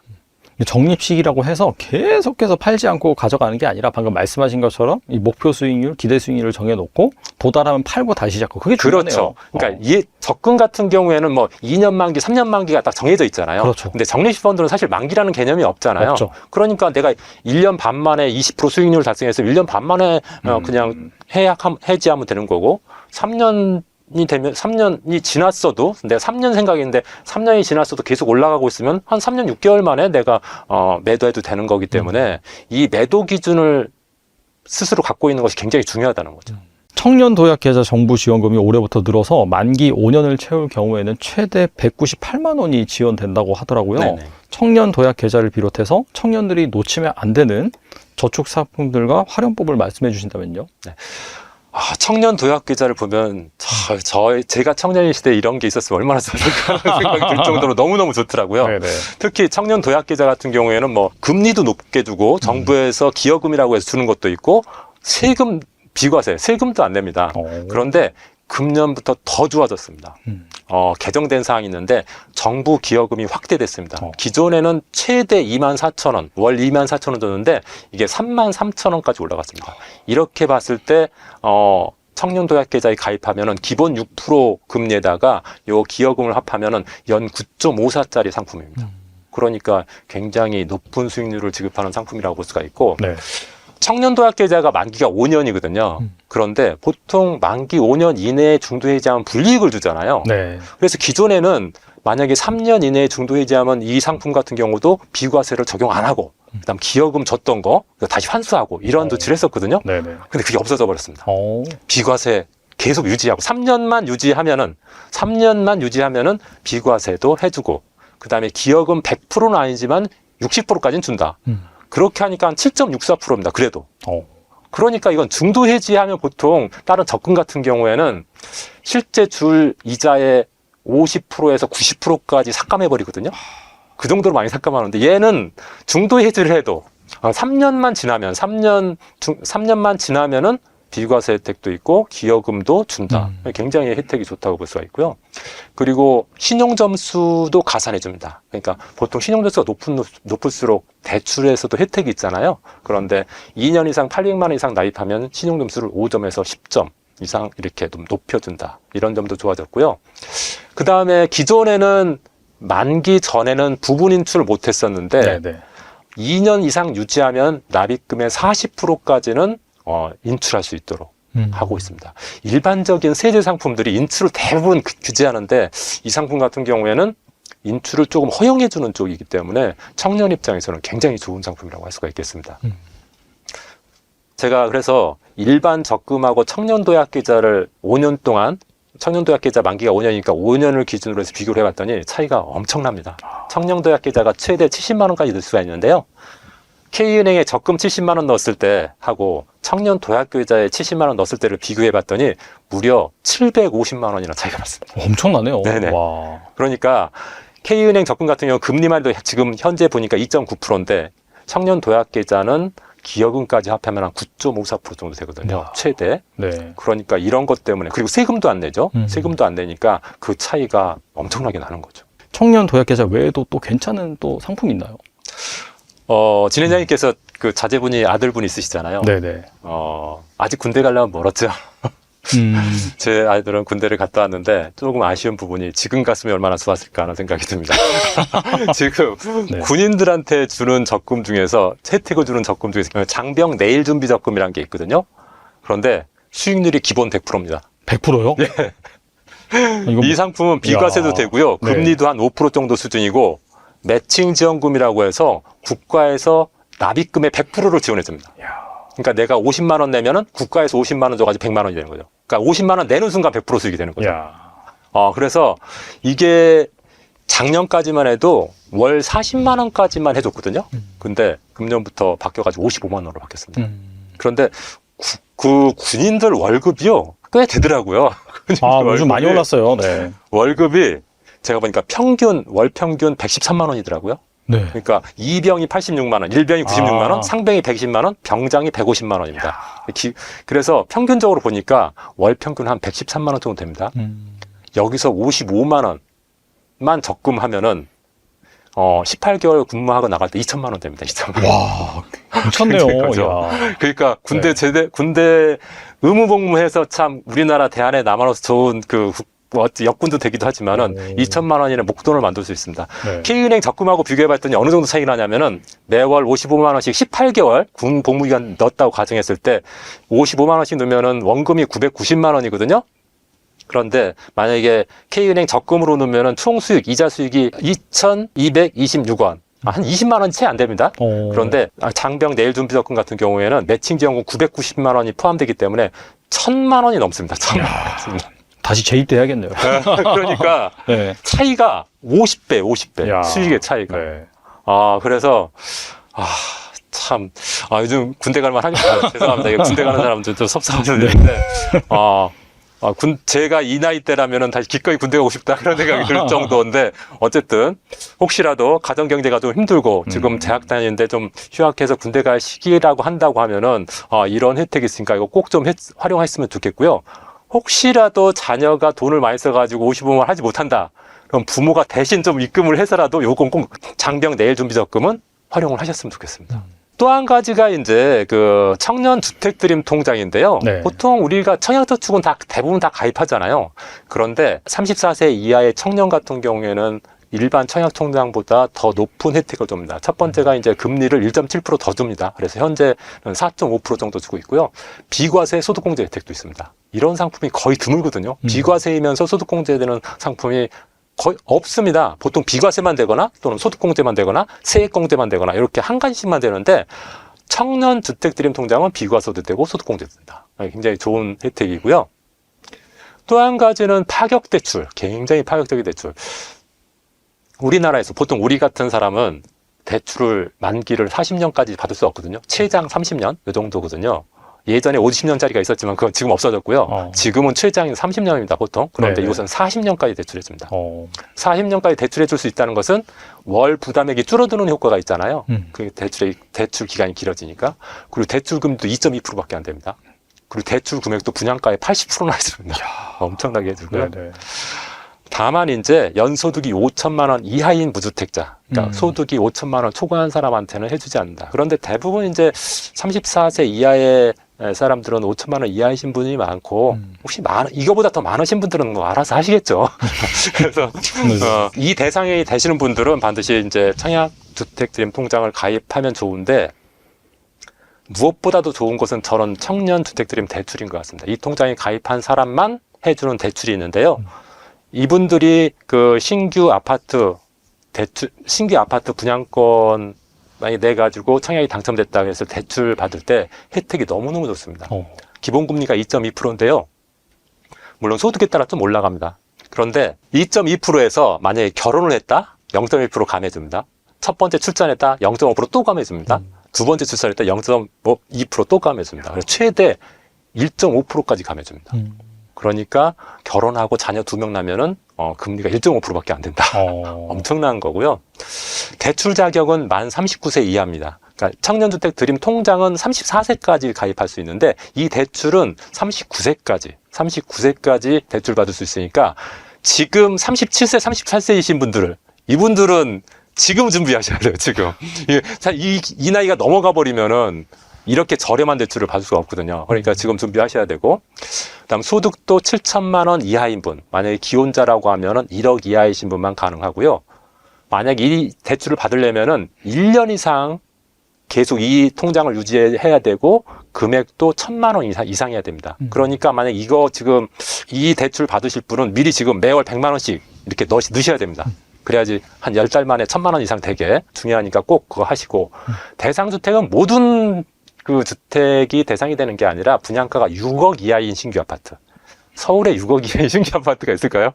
네, 없을 것 같은데 인천이나 경기 쪽은 있을 겁니다. 그렇죠, 뭐 25평 있겠죠. 기준으로 한다면 있을 겁니다. 그러니까 첫 집은 서울에서 못 하더라도 좀 서울 근교에 있는 뭐 경기나 인천 쪽에 가시면은 아마 있을 거라고 생각이 되고요. 규모는 전용 85평방미터 이하니까 33평 이하. 25평이나 33평 정도 수준이니까 이런 주택이 대상이 되시는 분이라고 하면은 반드시 이런 아주 저렴한 대출을 활용하는 것이 좋지 않을까 생각이 됩니다. 1억을 빨리 모으려면은 예적금이 아니라 투자를 활용해야 된다라고 네. 하셨는데 월급 150만 원으로 빠르게 1억 모으기 위해서 예적금 외에 활용하면 좋은 것이 뭐가 있을까요? 예금이나 적금에 대비될 수 있는 게 주식이라고 볼 수가 있는데요. 주식 투자로 물론 수익을 많이 낼 수가 있겠죠. 그런데 저 같은 경우도 주식 투자를 한 25년 정도 했는데 물론 그 기간 중에 굉장히 수익이 크게 난 적도 있습니다. 그런데 전 기간을 평균하면은 저는 펀드보다 못하다고 생각합니다. 그리고 제가 가입한 펀드 수익률이 바탕 5년, 10년 기준으로 본다고 하면은 주식 수익률보다 더 높은 것 같습니다.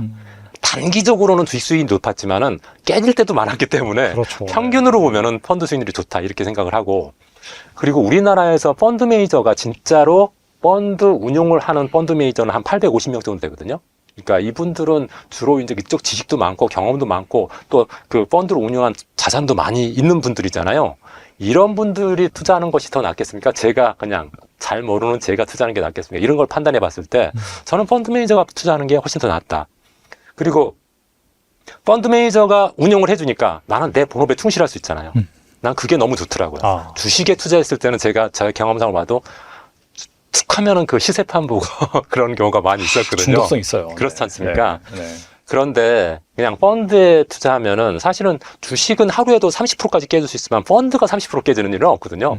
뭐 주식이 폭락해도 펀드는 뭐 많이 깨져야 2, 3% 이 정도 깨지니까 크게 심리적인 동요가 없다 이 말입니다. 그래서 제가 생각할 때는 투자에 너무 그렇게 극단적으로 하는 그런 주식 투자 말고 그냥 간접 투자로서 펀드로 하는 게 좀 좋지 않을까. 그렇게 하고 본업에서 돈을 더 많이 벌면 되잖아요.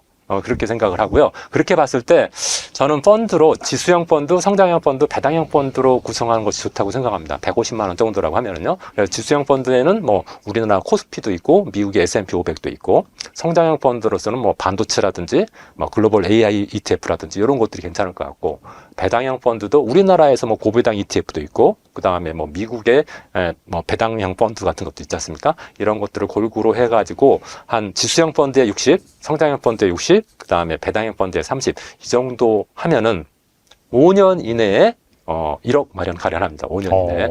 그래서 5년 이게 지금 한 5% 가정에서 5년인데요. 네네. 만약에 이게 제가 생각할 때는 수익률이 5% 넘을 것 같습니다. 만약에 10%라고 하면 그보다 훨씬 더 빠른 시기에 1억이 되니까 종잣돈 마련하시는 분들은 가능하면 이런 다양한 펀드로 ETF 중심으로 투자해도 어느 정도 높은 수익을 내지 않나. 그리고 이렇게 투자해야지 내 본업에도 충실할 수 있고 그렇죠. 본업에서도 더 많이 돈을 벌 수 있다. 저는 이렇게 생각을 합니다. 똑같이 예적금을 해도 남보다 2배 이상 이자를 받는 저축 네. 포트폴리오가 또 들었는데 이 어떤 내용인가요?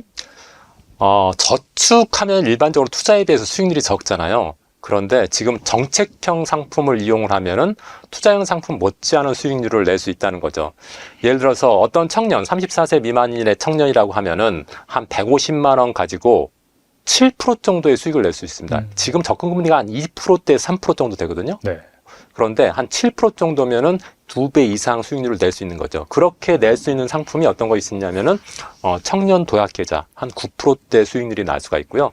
청년 주택드림 기본금리가 기본금리에다 추가금리 해가지고 4.5% 정도 되는데 비과세 소득공제까지 감안하면은 한 5%대 정도라고 볼 수가 있고요. 그다음에 특판적금이라고 해서 제가 예전에도 한번 유튜브에서 말씀을 드렸었는데 네이버에서 특판적금 조회하면은 한 10%대 되는 적금들이 많이 있습니다.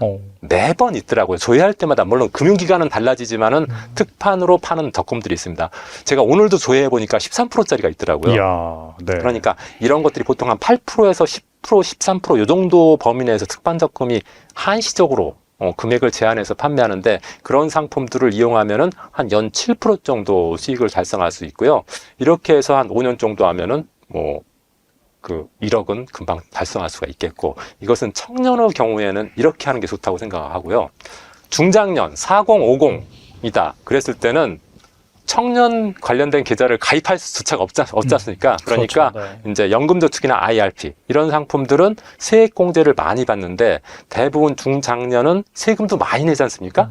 그러니까 이런 상품을 통해서 환급받는 게 되게 많아집니다. 저 같은 경우에도 직장 초년병실 할 때는 환급액이 적었는데 이제 40대 50대로 가니까 환급액이 연말정산하고 하면 환급액이 한 300만 원 내외 됐었거든요. 그런 것들이 이런 연금저축이나 IRP 덕분이기도 합니다. 그래서 16.5% 그냥 먹고 들어가는 거죠. 그러니까 여기에 한 50만 원, 연금저축에 50, IRP에 50, 그다음 특판적금 같은 데다가 한 50. 이렇게 하면은 물론 연금저축이나 IRP는 뭐 채권형으로 해서 아주 수익률이 적다 하더라도 16.5%는 무조건 먹고 들어가는 거고 그다음 특판적금 같은 것이 한 8%에서 13% 정도 되니까 이런 데서 이렇게 하면 이것도 한 예금이자보다는 2배 이상 높은 수익률을 낼 수 있지 않을까 이렇게 생각이 됩니다. 연초부터 긴 연휴가 생기면서 큰 돈이 깨진 분들이 많은 것 같아요. 네. 생활비가 저절로 아껴지는 월급 관리법이 있을까요? 월급 관리법과 관련해서 제가 생각할 때는 4개의 세팅을 해야 된다고 생각합니다. 일반적으로 옷가게가 문 앞에다 옷을 세팅해 놓으면은 한번 세팅해 놓으면은 그래도 한 계절 갈 때까지 그걸 유지할 수 있잖아요. 그리고 그것으로 인해서 고객들을 많이 유인할 수 있는 것처럼 우리의 월급도 세팅해 놓으면은요. 그게 한동안 효과가 있고 그것 때문에 돈이 불어날 수 있는 가능성이 되게 높아집니다. 근데 그 월급 세팅에는 4가지 세팅을 해야 되는데 첫 번째 통장 세팅, 두 번째 수입 세팅, 세 번째 투자 세팅, 네 번째 지출 세팅입니다. 뭐 어려울 건 없습니다. 통장 세팅이라는 게 뭐 대단한 것도 아니고 돈 관리 통장 3개 만드는 겁니다. 수입 통장, 투자 통장, 지출 통장. 그래서 수입 통장을 통해서 수입 세팅, 자기 월급 지금 100만 원인데 나는 110만 원으로 조금 세팅하고 싶다. 그럼 110만 원을 위해서 노력할 거고요. 투자 세팅, 내 월 수입이 100만 원인데 나는 그중에 40%는 뭐 저축 투자할 거다. 40% 세팅하고 지출은 나머지 60%가 지출한다. 이거 세팅하는 거거든요. 그냥 계획 세는 거거든요. 세팅해 놓으면은 하여튼 좀 지키려고 하는 그런 게 있잖아요. 우리가 예를 들어서 투자에다가 내가 40% 무조건 적립식 펀드 40만 원씩 넣기로 했으면은 계속 넣게 되거든요. 내가 술 먹고 싶다고 해서 적립식 펀드를 깨고 그걸로 술 먹지는 않잖아요. 내가 옷 사고 싶다고 해서 펀드를 깨가지고 내 옷 사지는 않는다고요. 그러니까 이런 세팅이 굉장히 중요하다고 생각이 됩니다. 예시를 한번 들어볼게요. 월 수입을 내가 만약에 300만 원 받는다 그러면은 그걸 수입 통장에 다 넣어놓고요. 수입 통장에서 40%인 120만 원을 무조건 투자 통장으로 넣어버리는 거죠. 투자 통장으로 넣은 다음에 투자 통장에서 각각 30만 원씩 적금에 30만 원 2개, 펀드에 30만 원 2개 자동이체 등록을 해버리는 거죠. 그러면은 통장에서 빠지자마자 무조건 투자가 돼버리는 거잖아요. 그러면은 설령 내가 술 먹고 싶다고 이 적금을 깨서 술 먹지는 않을 거 아닙니까? 그렇죠. 네. 예. 그러니까 이런 세팅을 해놓은 게 되게 중요하다. 그리고 그 나머지 180만 원 내가 설정한 수입의 60% 180만 원 가지고 뭐 카드를 쓰거나 경조사 비용을 드는데 카드도 이왕이면은 종잣돈 마련하는 단계에서는 체크카드를 쓰는 게 좋겠다. 체크카드는 통장에 있는 돈 범위 내에서만 쓸 수 있잖아요. 신용카드는 그냥 돈이 있든 없든 내가 계속 긁을 수 있지만은 체크카드는 통장에 있는 범위 내에서만 쓸 수 있기 때문에 지출 통장에 만약에 180만 원만 있다 그러면은 그 범위 내에서만 쓸 수 있도록 하는 겁니다. 그래서 월급 세팅이라는 게 저는 굉장히 중요하다고 생각되는데 제가 주변에서 제가 한 10,000여 명의 고객을 만나봤는데 그 10,000여 명의 고객들 중에서 진짜 돈을 잘 굴리는 사람들이 이런 월급 세팅을 잘 하시더라고요. 이런 수입 관리, 지출 관리, 투자 관리를 잘 하시는 분들인데 그런 내용들을 제가 쓴 책 직장인도 부자가 될 수 있는 월급 세팅방에 잘 정리해냈습니다. 사례별로. 그러니까 한번 보셨으면 좋겠습니다. 네, 오늘 나와주셔서 좋은 말씀 많이 해주셨는데 끝으로 이 영상을 보고 계신 분들을 위해서 한 말씀만 부탁드립니다. 네, 제가 생각할 때는 누구나 다 돈을 벌고 싶어 하고요. 부자가 되고 싶어 합니다. 그런 의지나 마인드는 다 있다고 생각이 됩니다. 그런데 실제로 실천을 하지 못하시죠? 그것은 그런 상황을 안 만들어 놨기 때문에 그렇다고 생각을 합니다. 대부분 내가 돈을 안 쓸 수밖에 없는 상황을 만드는 거. 이것은 제가 봤을 때는 투자 세팅으로 내 월급 들어오자마자 적금이나 펀드로 자동이체 시켜버리면은 그 돈 못 쓰게 되는 거잖아요. 이렇게 세팅하는 게 좋은데 이런 세팅해 놓는 것이 그 상황을 만드는 거죠. 그래서 2025년에는 여러분들이 이제 연초니까 많은 자산관리 계획을 세울 텐데 월급 세팅을 통해서 내가 돈을 불리고 점점 모을 수밖에 없는 상황을 만들 수 있는 환경을 만들고 그런 것을 1년 동안 하다 보면 틀림없이 금년 말 12월 달에는 여러분들이 생각했던 목표 금액을 달성할 수 있지 않을까 생각이 됩니다. 네, 연초에 또 재테크 공부해야지, 어떻게 네. 돈 마련해야지 이렇게 좀 포부를 다지신 분이 계실 것 같은데 대표님께서 일목요연하게 잘 정리해 주셨기 때문에 꼭 한번 영상 잘 곱씹어 보시고요. 끝에 말씀해 주신 책도 한번 읽어보면 좋을 것 같습니다. 네, 지금까지 송영욱 대표님 나와주셔서 감사합니다. 네, 고맙습니다.